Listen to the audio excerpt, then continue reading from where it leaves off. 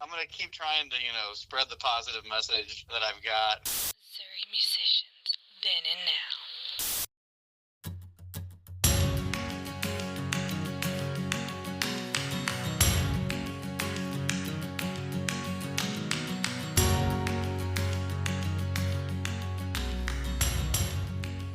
Michael Blakey on the line from St. Louis. Is that right?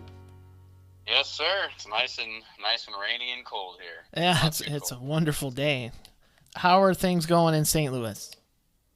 Things aren't bad. Things aren't bad. Just kind of rehearsing with a new band and getting ready for my album release show on the 31st at the Duck Room. So, been kind of going through the motions of building a band, and if you've ever built a band, you know how those can go. That's a roller coaster for sure. It's been a little while, but I do remember how challenging it is. It's hard enough just to get a band together, but then to maintain one is definitely challenging. It's been a fun challenge. Well, you reached out to me on Facebook Messenger and you said that you originally were from St. Louis and then you left to travel the world. And you came back and you said you have some stories to tell. So I want to get into that a little bit. But first of all, tell me about your music history before you went to travel the world and the country. Yeah. So, I guess the music history, I didn't really start playing in bands or really playing shows and kind of playing with other humans outside of my buddy Jimmy in high school. But we did a lot of acoustic stuff in high school. I had like our bonfires and sang Wonderwall too many times, that kind of thing. But then when I got into college, ended up meeting some guys that played drums, a couple sax players, and kind of got into that little jam band scene a little bit. So kind of started diving more into songwriting with a buddy of mine, Brian.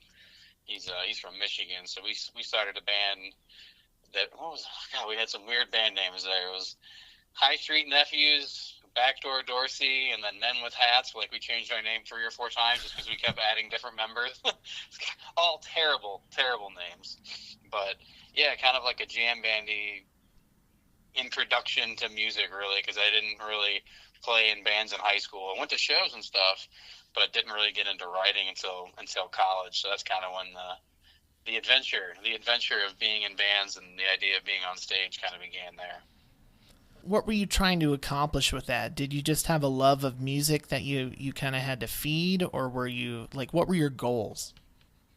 Yeah, I mean, honestly, my goals for the college stuff, like around senior year, I really wanted to tour. Like, I just wanted to get on the road and tour. But then the band I was in, one of the guys was going into the Peace Corps, the other one was doing something else. Everybody was just going separate ways, and I was just like, shit, what do I do? What do I do now? I really want to do this. So how do I continue to do this? And I didn't figure it out for a bit. So, like, after college and that band kind of dissipated, I went to Mizzou. So I was at the University of Missouri in Columbia. And after that kind of dissipated from the radar of being able to tour with those guys and take that show on the road, I just started working for my buddy's dad at a pipe and steel yard because I didn't want to get a desk job, and that was soul sucking. And I reconnected with my buddy Brian, who was in those bands for the first 2 years, and then he left in sophomore year, so he went to Texas in his sophomore year to do culinary school, and I stayed there. So, but we kept in touch, and he was kind of the guy that I met the first year I went to Mizzou, and we really started writing together and like discovering music and songwriting and friendship and just bands and all kinds of stuff. So he was the guy that I kind of was really connected with musically in college, and he lived in Texas and just said, "Hey man, come on down to Texas." So I said, screw it. I saved up, I think, like $6,000 when I was working, which was, I guess, a lot back in 2012. Right. Ain't a lot now. Definitely not a lot now, but it's still a lot if you have a little. So saved up about that much and got a minivan. I traded in my Toyota Camry and got a Toyota Sienna and drove down to Texas, and we started a band called Mind at Large. And that's where the second musical journey began. How did you end up deciding to tour around the country? And how were you able to plan that and execute that? So that kind of came about. So after living in Austin for about a year, we built a band, played some shows, and Brian and I both wanted to tour. Like that was our whole goal, was we want to tour. We wanted to find guys that wanted to tour, and unfortunately, convincing people that are in their mid 20s with good jobs to quit them and go on the road is not an easy feat. So we decided just to to do it to do a duo thing, because I was working in a call center as a call center agent. He was a cook. I can get another call center job. We'll actually come back to that call center here in a bit, because that plays a big part in the next step of life. But we both were kind of like, all right, we've got these songs. Let's go on tour. And we had friends out in California that would record us for free. So our goal was to get out there and to record with them. So we just hit the road. We quit our jobs, packed our bags, and we had our first show in St. Louis as a duo at a little sports bar called Crocs. Ended up like we printed a bunch of merch, a bunch of T-shirts and hoodies and stuff, and I think we made like $1,800, and we were just like, holy crap. Wow, yeah. We made so much money in one night. There was no other night like that on tour. That was the first. That was the one night where it's like, wow, this is what it's like. No, it's not. That was good, because it kind of funded the whole adventure for a while. And yeah, like I was the one booking all the shows, so I was sending out all the emails to all the venues and booking us at bars and grills and restaurants, some venues, pretty much anywhere and everywhere. We played some backyard house parties. Anywhere we could play, we were playing. And then we were doing a lot of camping, went to the Grand Canyon, and ended up actually finding a dog as well, and we gave him to a buddy of mine. So yeah, it was a wild 9 months on the road, which ended in us recording an album. So we ended up making an album with our buddies at a studio in California, and I think the studio was in Oakland. That's where their house was. I can't remember where the studio was, but it was somewhere out there. It was a real nice studio. They were students at a university and had the deal where they could record for free. So we were on the road and we were buddies with them, so they said, come on in, let's go. So we made a little album for free with a bunch of nice equipment. So that was like my first experience in a studio. Was that Prisoner of Freedom? No, that was actually a completely different album. This was Mind at Large's Lost in the Woods. Okay. So Prisoner of Freedom won't come to life until I cross the pond and go to Europe. Okay, all right. I jumped ahead a little. This is like the preface of me doing a solo thing, which I guess I didn't mention. So yeah, this band was called Mind at Large, and yeah, we just did like a duo tour, the two of us, and then yeah, pretty much kind of fizzled out after, we were on the road for 9 months, and eventually we ran out of money. So we had either enough money to go to north and go to like the Seattle area where we had some friends, or go back to Texas. And we decided to go north, and we went to Seattle and lived there for a few months and played shows and did some things, but we eventually just got tired and kind of retired back to Texas, released the album, had a release show, and yeah, got the band back together for that one. And that was the first, I guess, on the road excursion, was the big backyard US trip. We just both wanted to see the back of the US, and we had music, so we're like, let's do them together. Okay, so that right there, that is a lifetime's worth of experience for any musician, in my opinion. When I played, nice car horns, just recording itself was a huge goal, and let alone going on tour and leaving the state and all that. I mean, that's a tall task. It's really impressive that you were able to pull that off. I don't want to spend too much time on this, but how in the world did you go about booking in all these strange states that you've never been to? How did you go about booking an acoustic duo like that? Man, just cold emails. Like I had just a drive in me then, and I've still got that drive. I'm trying to reignite it right now, because I've kind of gotten a little lazy. Not lazy, but gotten a bit comfortable with playing local shows and doing a bit of touring, but not as much as I was then. I guess life's a bit different in your 30s, but yeah, it was just cold emails, cold phone calls, a lot of phone calls. I'd call the venue, say, "Hey, who does your booking?" "Oh, you got to email this guy." "Okay, cool. What's the bartender's name?" Or, "Who did I talk to? Like, what was that person's name?" And I'd reference them in the email. Sometimes we get booked, sometimes we wouldn't. One time in Michigan, we passed up a bar that was named Mike's Bar.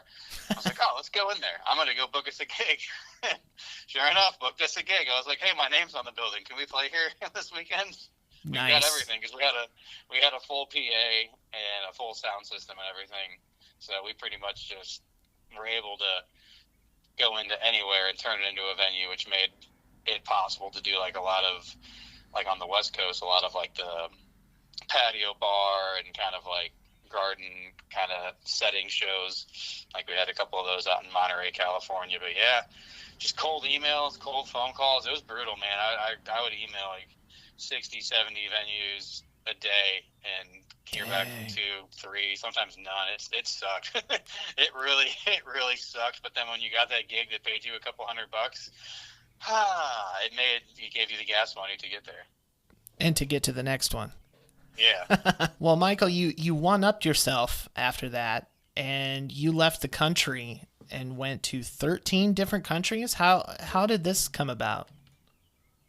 Corporate America, baby. Ah, After the Mind at Large duo kind of fizzled back to Texas and did the release show, my buddy Brian, he went to Taiwan. His brother had a job at Dell and invited him to come out and stay with him in Taiwan. And that left me in Austin just like, what am I doing? And I was working back at that call center. So I went back and I got a job at the call center, and we continued playing shows, and I was doing a lot of solo stuff then, doing like a lot of solo shows at like Shiner's Saloon, played there almost like every week. That's when I kind of got my fingers wet with like doing my own thing and kind of finessing a crowd on my own.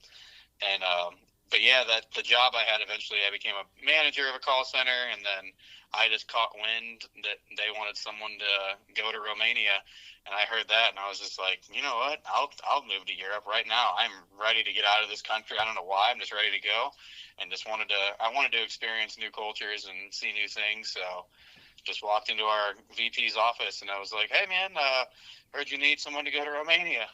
And he's like, "Close the door." And like 3 weeks later, I'm on a flight to go over there for 3 months, and then my visa came like 4 months later. So it was a very, very quick decision. And when I told my mom, she was just, "What did you just say to me?" "Yeah, I'm moving to Romania." So that's how that happened. So that kind of opened the door to just travel around Europe, and that's when I really started just writing a bunch of songs, and I did more solo shows there, recorded Prisoner of Freedom. So I met some guys there. So over in Romania that have a studio, and they're producers and playing bands and do live sound, and they helped me record that first album, which was an awesome experience. So that's how that happened. Corporate America got me there, but then my drive for adventure took me everywhere else.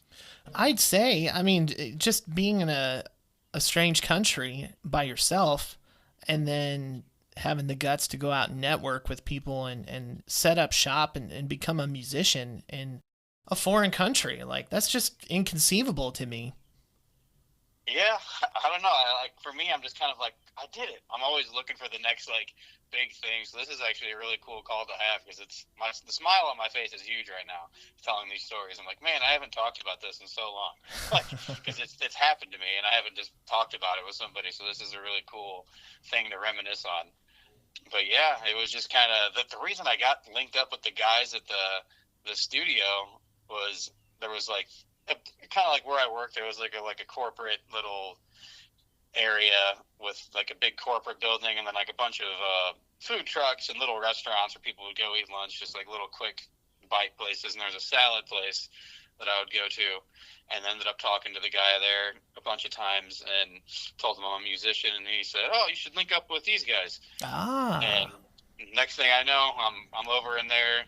They're seeing their studio, and it's like some of the like he plays in a band called Toulouse-Lautrec, and they're like a bigger Romanian rock band, and kind of like I got plugged into the Romanian rock scene through those guys. Just got to meet everybody and kind of just get the behind the scenes look of the Romanian music scene, which the Romanian rock scene is pretty cool. So all because I bought a salad and talked to some guy who was serving me a salad, I got to record an album. Eat more salad, folks. That's the Seriously. lesson of the story there.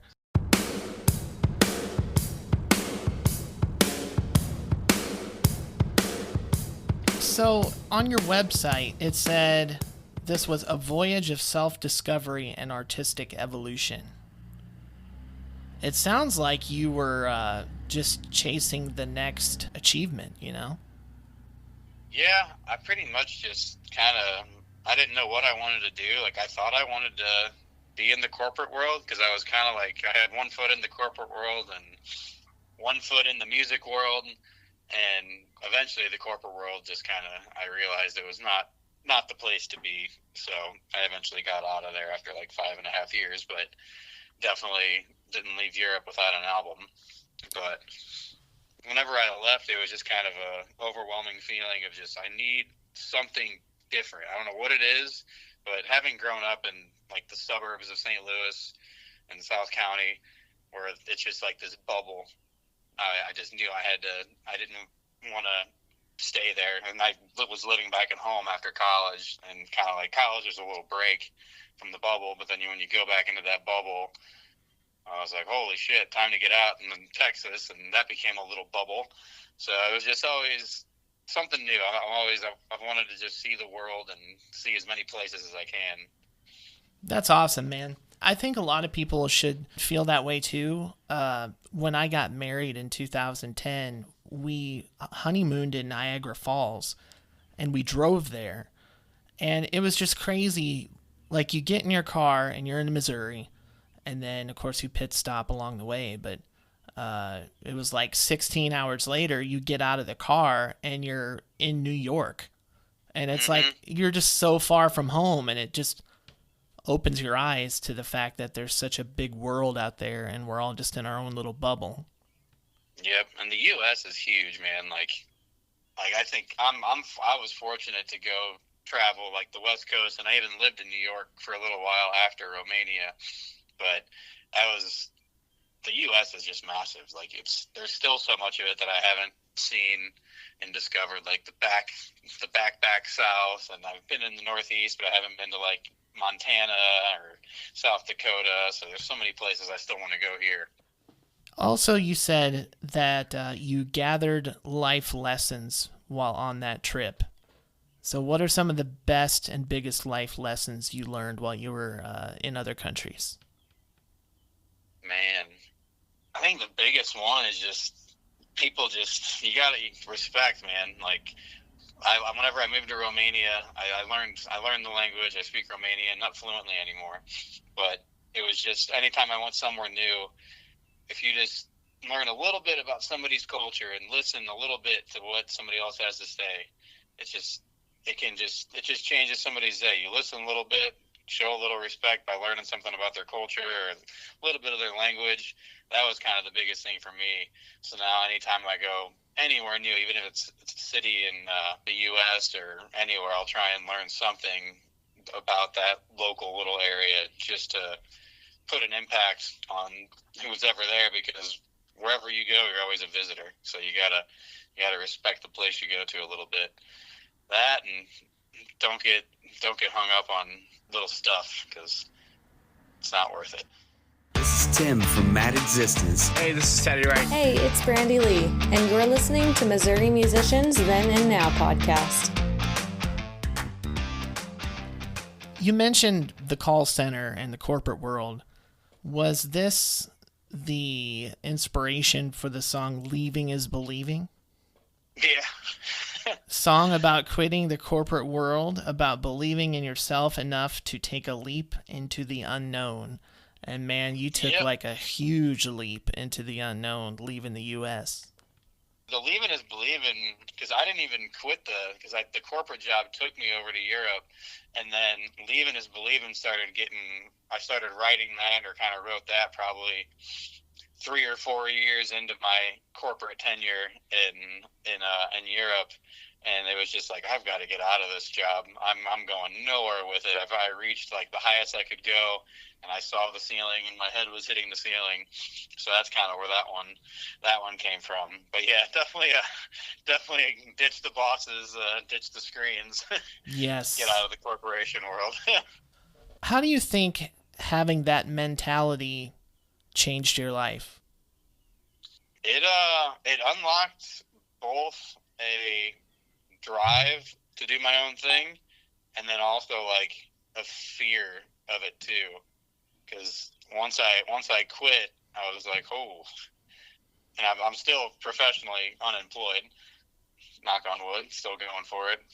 But yeah, it definitely unlocked a new drive to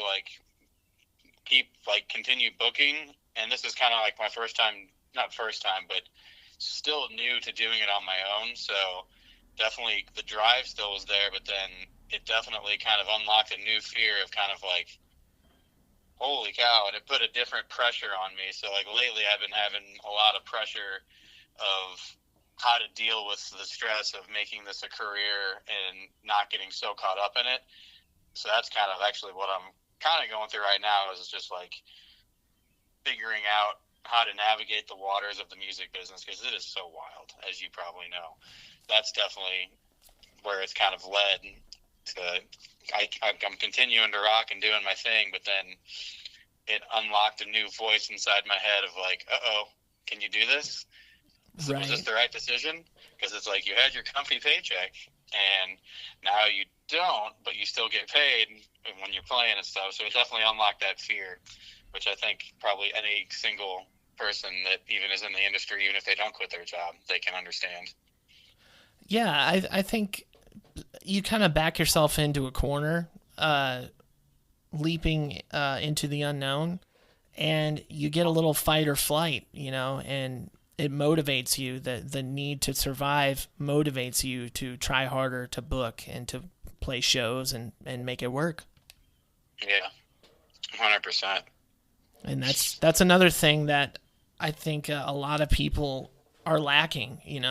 Their head has hit the ceiling, as you said, and people are just living with a headache every day, it seems. Yeah, it's a crazy world now. Even in the non-music industry world, like people that are having to look for jobs and get jobs, it's like you have to have a brand identity, even if you're not a musician or a creative. It's like the world expects so much out of people on the internet now and social media. So it's a good tool, but then it's a tough tool to not get lost in. Absolutely, it's like another full-time job, just being on social media and being a musician.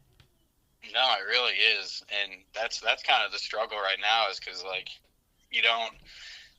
I'm going to be going on tour this summer. I've got a guy who's helping me with some shows, booking some shows for like a couple runs this summer, and then I got a decent chunk of local stuff booked, but my main focus has just been like building a band and getting a band going and rehearsing with new members and all this stuff. So I haven't been gigging as probably as much as is needed to make it full-time income, and then just having to the put in the social media work, because like whenever you're down in your, like, my studio's cozy, it's like a cozy little spot, it's nice, but then the whole reason I'm doing this is I want to be out there with people and playing shows and bringing moments for other people to escape from everything else and not be worried about what their meeting tomorrow is, or what the forecast for the next few days, or whatever's on their mind. Like, that's my whole point of playing shows, is to take people away from that and not worry about it. So it's hard to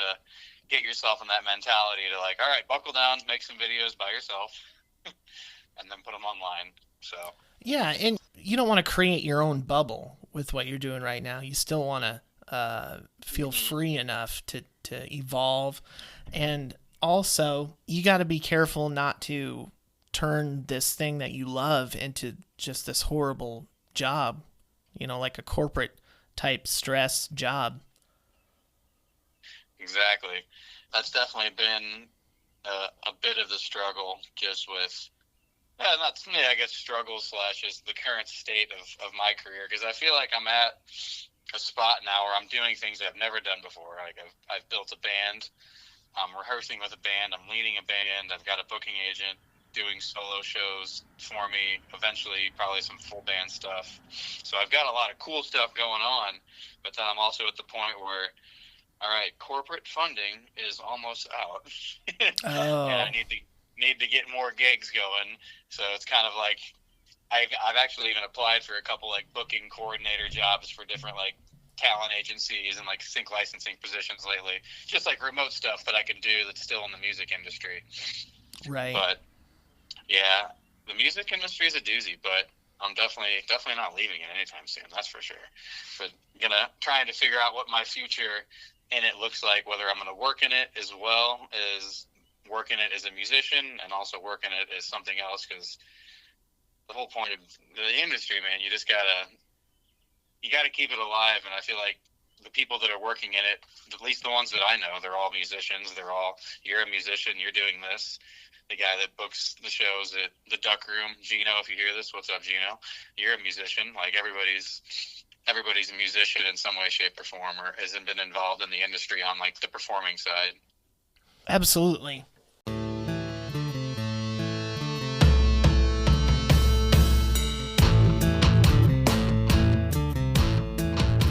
You're building a band, as you said. You started out solo, and you kind of dabbled in playing in a duo.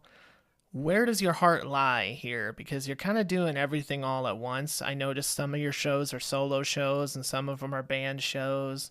Are you going to do everything, or are you just eventually going to settle on a full band? Right now, I think the local St. Louis and local kind of Midwest weekend shows are probably going to be leaning more into full bands when we're talking about like original music. And then the solo stuff for now. So my plan is this guy that's booking me some solo shows on the Midwest. I'm going to go do some solo runs, hopefully build some connections, some fan bases, some rapport with whoever's doing the booking, and then be able to bring the band back to those venues on Fridays or Saturdays, whatever little weekend runs we can organize. So I'd say it's going to be a mix of both solo touring with like a focus on originals, maybe even some covers, because like those bar gigs where you play 3 hours, they want to hear a couple covers every now and then. Of course. And probably the bar gigs in St. Louis, and trying to get those figured out as well, what kind of covers I want to do. So do some more of those. A little bit of everything. My heart is definitely with the full band, because the songs on this next album have so much energy, and the drums for me, like it still drives when I'm playing them, and there's still like that energy still there. But whenever the drums are there, it unlocks like a drums and bass and everything's there. It just unlocks this whole new, oh yes, feeling inside of me where it's like, yes, let's do this. It's there. Because we rehearsed last night for the first time, and we played one of the songs, Familiar Plains, which isn't coming out until the album releases on the 31st. But we played that, and I haven't played that with a band yet, and it just, God, it felt good. That's awesome. It just rocked, because it's got like a Queens of the Stone Age-y kind of like rock riff to it, and the drums are really just hammering the whole thing through, and it's a really high BPM. So yeah, it was fun. That enthusiasm is contagious for sure. So I know you have a lot of positivity in your music and your vibes and stuff, and I want to talk about that a little bit, because let's be honest here, we live in a pretty negative world when it comes to the media, and a lot of people, it influences people in a negative way, is what I should say. I've made the point before on social media that I could post something controversial and get insane amounts of engagement, as opposed to posting something positive. I'm really testing my pop screen on this microphone here. As opposed to posting something positive when people will just kind of glance on by. So have you felt any resistance to that, kind of having more of a positive vibe about you and your music? I wouldn't say resistance from like others, but yes, in a sense of engagement and stuff, because I know exactly where you're coming from, and it's definitely, if somebody posts a political thing or something about a war or something about anything that's not got to do with, hey, today's going to be a good day, go have a good day, that it will definitely get kind of more engagement and more attention. Because I guess, and I think I've kind of grown to understand this too, because I've been talking to a therapist these past few months to work through some things, and because I've got like a little bit of, I'm very positive, very positive. I always see the good in things, but that doesn't mean, I don't have a negative side. Everybody does. We've all got some sort of demons in us and some sort of negativity and anger and stuff like that. And he was explaining to me that why, when like things go wrong in our life, like the human brain and our evolution, we were cavemen not too long ago in terms of like our evolution. So it's not like that long ago where we were just kind of like fighting off animals and fighting off different tribes or whatever. So it was always like fight or flight response. So it's kind of like our brains are trained to see something negative and go, oh yes, we must jump in on that or fight that off. So I think that's why the negative and the controversial media gets more attention, because our brains are preconditioned from years and years of having to fight off whatever mastodons or saber-toothed tigers or whatever tribes we were fighting off whenever we were just hunter-gatherers. And now it's just, ooh, I don't like that headline, I need to get in there and fight with this guy about it. And then when you see something positive, it's like, oh, I don't really know what to do with that, because it doesn't trigger that fight or flight reaction, Exactly. I never really thought about it that way, though. It's almost like the dreaded algorithm that everybody hears about is fed by negativity, It is. The more negativity and the more we question certain things, that's the more opportunities for companies that hop on a thing to market you on. Because like even just today, I clicked on an ad on Facebook that was like some type of like, this wasn't anything to do with negativity or controversial stuff. I guess this is completely off topic, but not really off topic, but it was an ad for like a mushroom tequila or something. I was like, oh, that sounds kind of interesting. And then I looked at it for a couple seconds and then moved on. The next like 17 things were alternative alcohol tequila things.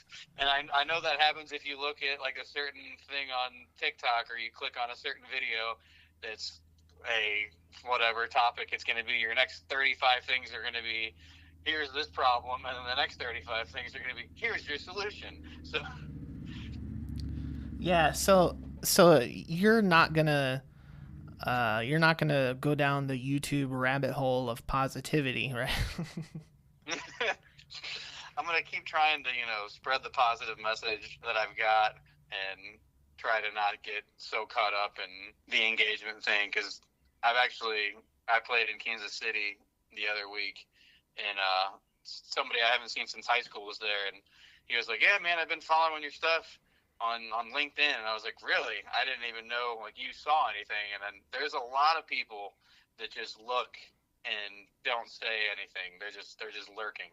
So we've got to remind ourselves that even if we're not getting engagement and stuff that we want, that there's still a community of people out there just kind of lurking and kind of watching what we do.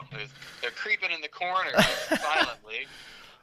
Man, kudos to you, Michael. You've come up with a positive connotation for the word lurkers.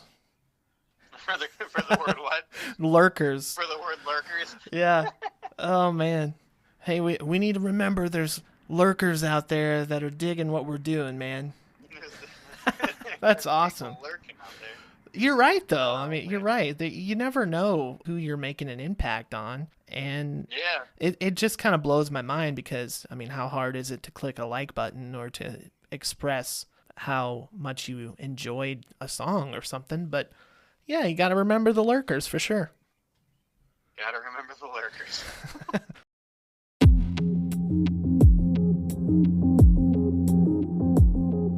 I'm talking with Michael Blakey. Let's talk about New Perspective. Came out in 2023, and on your website, it said it was an album charged with a zest for life, urging us to stay positive even when times get tough, and serves as a reminder of the shared ride we're on in this whirlwind called life. And there was a very empathetic theme throughout the album, correct? Correct. Yeah, very, very empathetic. A lot of focus on some mental health types of things, travel, staying positive, being nice to yourself, and that's kind of the main themes of the album are those things right there. Because it was recorded down in so I did a crowdfunding campaign for this and raised about $27,000 to work with a producer down in Texas at Edgewater Music Group. So I worked with those guys to make the album happen. And yeah, for like the weeks leading up to the album, I sent them about 20 songs, demos, and we ended up finalizing on the 10 that are on there. And there's a lot of reworks done on them, a lot of lyric changes that I did. So this album really challenged me to write different, write a little bit differently, kind of tell my message a bit less direct and on the head. So like a lot of times when I write very to the point, do this, do that, and that served me well. But yeah, the producer challenged me to write to change up some lyrics and do some things. But yeah, it's very heavily focusing on just leaving your comfort zone, learning about other cultures, learning about yourself, and just trying to always push forward. And your world travels enhanced that way of thinking too, is that correct? Oh, 100%, yeah. Like, after I got to Romania, and then from there, it was just so easy to go anywhere. I went to Berlin once for like €5. And I was just, well, even if I don't go, I'm out $5. Who cares? So I went, but I went multiple times. But yeah, it was just being over there. It's so different. You just get to meet so many different cultures and so many different ideas and so many different things. So that definitely inspired that, because I didn't even write a lot of these songs. I wrote some of these songs when I was in Europe, but a lot of them didn't come to life until I left Europe and came back to the U.S. And that's kind of where the whole New Perspective idea came from, because I got back to the U.S. and was just thinking, oh, wow, I haven't been on this side of the pond for an extended period of time in a minute. And it is different looking in than it was looking out. Right. You were inspired by 90s rock and grunge, as was I. I was a grunge baby as well. British folk punk. It's hard for me to say folk for some reason. Early influences, OAR. Am I saying that right? Or is it just OR? Yeah. It's both, OAR, or. Okay. Well, that could be confusing. Incubus, Sum 41, John Mayer. Man, it really comes through in all the music that I've heard. Like, you really have a mixed bag of influence. Thanks, man. Yeah, it was definitely a wide spectrum. Definitely a lot of punk rock in the high school days, and a lot of ska too. I don't know if you listened to like Real Big Fish and Plug and Less Than Jake and Boss Tones and all that stuff. So that was another big influence was the ska world. Man, those are some of like the gnarliest influences that I've come across on this show anyway. Yeah. Yeah. So, if someone wants to check out your music, I think you blend all of those things in a very unique way. So that's kind of what they can expect, but they can also expect something new at the same time. I like that. All right. Let's talk about your website. I'd like to indulge myself because I feel like a lot of bands could benefit from the technical behind the scenes part of this kind of thing. Who do you run your website through? Who runs it, and how much does it cost?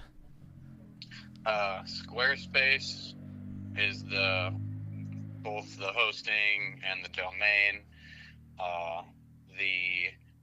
I run it with the help of my lovely wife, who definitely helps me with a lot of the coding and stuff on here. She's a kind of a product developer and does that kind of stuff. And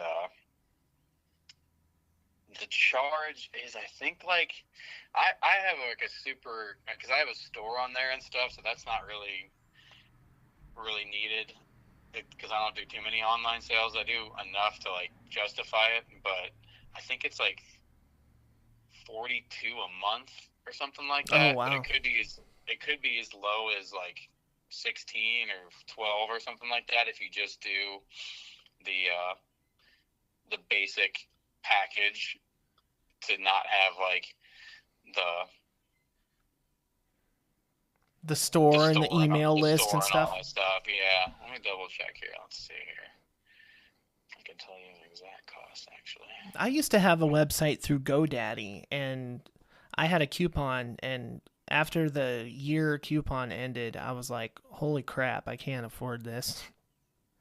Yeah, no, I'm kind of at the point where I'm like, man, what do I want to do with this? Because I like how it's built, and I like where it's easy to set up. Like the Squarespace is super user friendly. There's you do have to do a little bit of like custom coding on a few things like that, for if you want like certain so it's $291.60 for a year. So whatever $291.60 divided by 12 is. I'm not good at math. I can count to 4, 6, and 8. My dad was an engineer, not me. So that's $24 a month. So it's a bit cheaper than what I thought. So that's not too bad. $24. And people should use their website to their advantage, to either drive traffic to where they want it to go, or to point people to your merch store, and gain people for an email list, so you could keep in touch with them that way. So you utilize all of those things. So I think that's going pretty well for you, in my opinion. Yeah, it definitely is. It's hard to kind of, because I had a MailChimp account, and I actually deleted MailChimp because you can do it in Google now, because I only have like 500 something email people subscribers, and with MailChimp you had to pay $20 a month, and Google you can now just, if you use Gmail, there's a select a layout button. So if you go to compose a new email, like on the bottom row next to this little pen, it says insert signature, there's a select a layout, and you can choose like marketing templates, and you can build directly within Gmail, and then you just got to create your groups. So I've got my audience like a little bit segmented by like city and kind of how I got them logged on, and then I'm trying to figure out how to, because I don't want to do it just by city, because then if you plan a tour, and it's just hard to group people into Wichita, Kansas, and Kansas City. So I'm trying to make little bubbles of Midwest and Northeast and Southwest. So that's kind of what I'm going through now, to get those all kind of segmented in. Well, that's pretty cool, though. Hey, everybody, it's Jordan.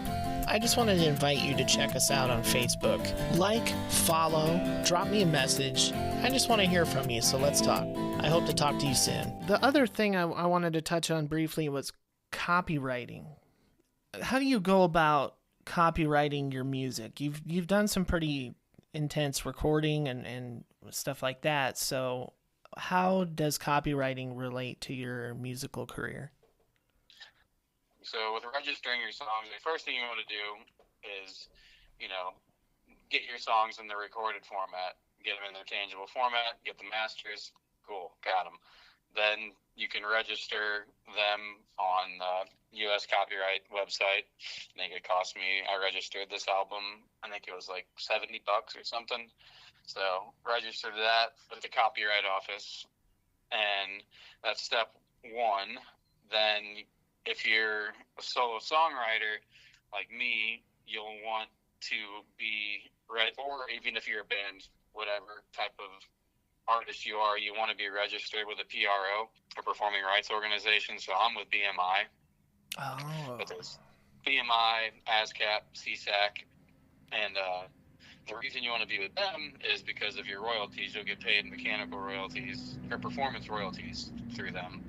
So anytime if my song's ever streamed, and like whenever it's streamed either through Spotify or through a commercial business music player, like, because there's a whole different segment of the business, which is the music business side, where like the businesses and like Home Depots and Lowe's and McDonald's, they have to pay a different type of licensing because they're benefiting from the music in there. So that's another step you got to do. Make sure you register with the PRO. Then you register your songs with that PRO. And with this is gonna be like a crash course in song registration. And with BMI, for me, I'm a solo singer songwriter. All the musicians that played on my album were paid for their studio time. They don't own any of the music. I own 100% of the masters.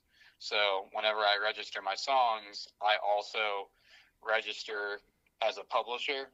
So with BMI, I don't know how CSAC or the other CSAC and there's another ASCAP. I don't know how those guys work, but I know with BMI, if you're a solo individual songwriter and you own your 100% of your music, whenever you're registering your songs, you will register them as 200% ownership, because that way you'll get both the publishing rights and the writer's share. Interesting. I wonder how many people forget that, or they're not aware of that. They're missing a lot of opportunity there. Hundreds of thousands. There's like a black pit of money that is sitting out there, which is actually, there's a new company that I just joined, the MLC, Mechanical Licensing Collective. So that's a pretty new royalties and licensing company, and they administer blanket mechanical licenses for like different streaming services in the U.S. And like, it's pretty simple. If you sign up, register your songs, and then you can collect your mechanical licenses and your mechanical royalties from the Spotify, because there was a time where Spotify wasn't paying out a certain royalty, and now this company exists to pay those out. So definitely check out the MLC.com. It's free. I just registered on myself on there recently, and I don't have thousands of streams, so I'm not making any money from streaming. But if my music does start to get streamed a lot, I'm set up to collect. So that's definitely register with your PRO. And if you don't have a publisher, make sure you either have a publishing entity created or you register yourself in BMI with that 200%, because you don't need to create a publishing entity with BMI. It'll just know if you put that 200%. And then that is nuts, man. That's so much. Yeah, dude. But yeah, it's insane. Yeah, the music business, like on the back end side of it, it's crazy. And a lot of these artists have to wear that hat as well as playing the music and booking and stuff like that. So I needed like a second notebook and pen just to take notes on that part right there. Oh man, I'll happily talk you through any of these for you. Well, I haven't written a song in like 10 years, so I think I'll be okay. But well, Michael Blakey, I'm going to hit you with a couple hard questions here to close things out. All right. You're a positive dude, but I'm going to start with the opposite. I want to know, what is the hardest part of being a musician? Showing up every day. I think That is the hardest part, is showing up every day and continually keeping it going, because it's so easy to just quit. It's so easy to say, you know what, this isn't worth it anymore. So showing up every day comes from a point of being able to look back. Like this interview was huge. Like this was like the smile on my face, and just talking about all this stuff makes me realize how much I do know about the music business and how much stuff I've done.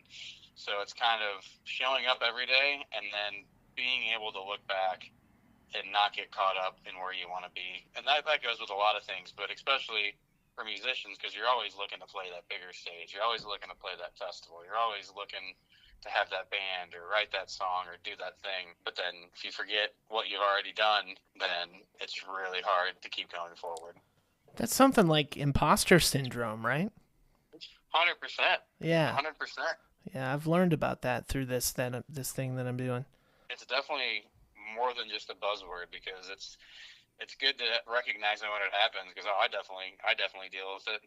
There's been days where I'm like, man, this song didn't do as well as I wanted it to do when I released it, and that demotivates you to promote it or makes you think that nobody cares about it. But then those are all just thoughts in your head that you're making. So it's kind of getting out of your head and not worrying about the metrics and all that stuff, and just remembering that the music is what is the most important part, nothing else. What is the best part about being a musician? Playing live shows and just being able to talk into a microphone and be louder than everybody. Yes. Yeah, definitely meeting people, and kind of like the best part for me is whenever someone says, like lately, because I've changed a lot as a songwriter, and my voice has gotten stronger over the past years, so I've grown a lot. And I think for me, hearing from other people say, like, wow, you have grown so much, or this is not what you sounded like a year ago, is the greatest kind of like thing for me, because then it's like, okay, I have grown, I am doing good things, I'm exactly where I need to be, and you like it, and that's cool. That's awesome. I really appreciate the positive vibes and the inspiration, to travel, to step out of your comfort zone, to chase your dreams. I think that's something that this world needs, is more people doing all those things, man. I agree, man.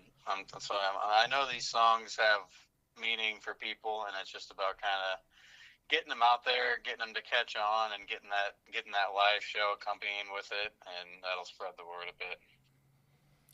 All right, well, everybody check out michaelblakey.com, MICHAEL-BLAKEY.com.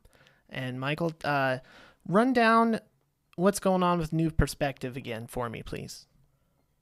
The full album, New Perspective, will be coming out May 31st, 2024. And there will be a release show at the Blueberry Hill Duck Room with West End Junction and Zach McFadden. And then the next single from the album, Souls on Parole, comes out April 26th of this year, 2024. And we will have a little single release party back in my old stomping grounds at a bar and grill called Nubby's. We'll probably do a trio or a 4-piece unplugged cajon set there to celebrate that release. That's awesome, man. You got a lot of great stuff going on, and like I said, you got a great message to deliver to people in your songs, and I appreciate your time. Thank you so much, Jordan, man. I appreciate your time too. All right, take care.